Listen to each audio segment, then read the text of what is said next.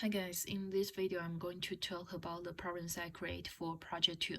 For part A, we need to find the average temperature of the top surface of the refrigeration system when it's operating at half of the capacity. And we know the parameter. I searched the parameter online and I have the reference come with it. And first, we assume the turbulent airflow, and then we need to find the rental number to see if our assumption is right. And we can pull out the air property from the handout 5.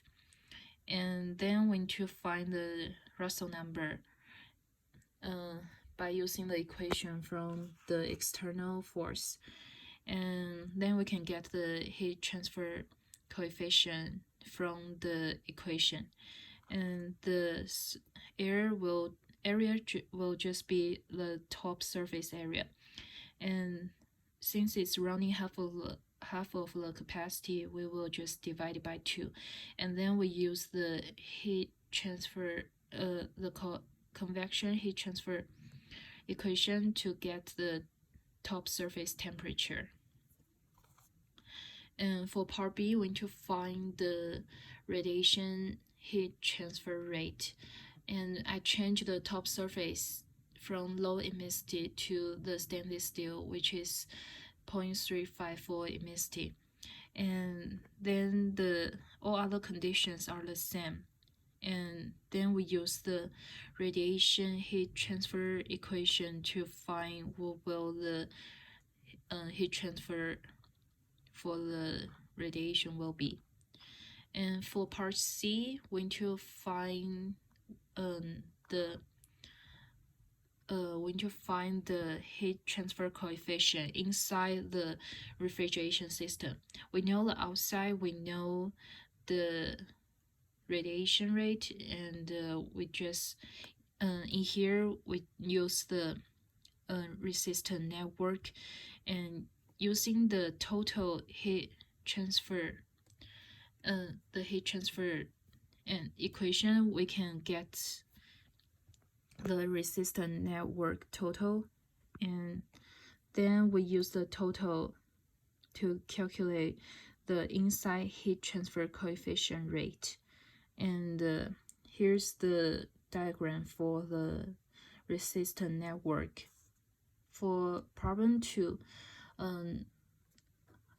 we need to find what will the initial temperature be when we let the ice cream bar stay at room temperature for 5 minutes without starting to melt. First, we need to find the bio number first for cylinder and plane wall, because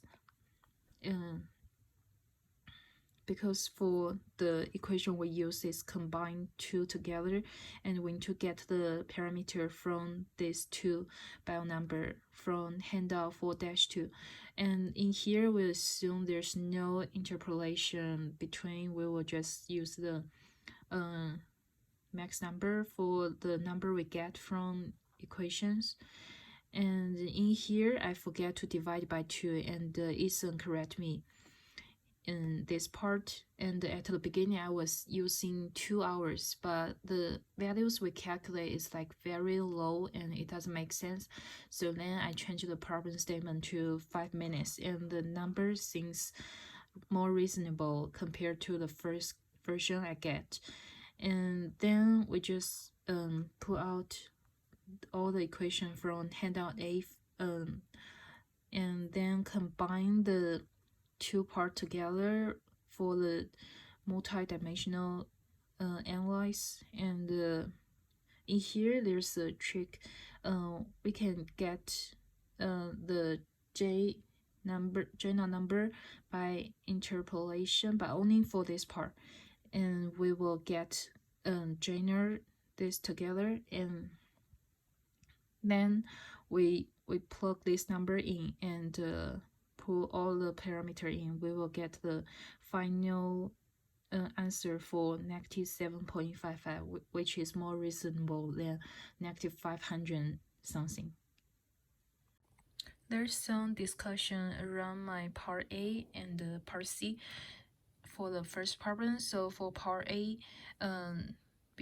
Carly and I talk about the using the top surface instead of the entire surface, because at the beginning I used the entire surface area to do the calculation, and then I get the temperature doesn't change that much for the final answer.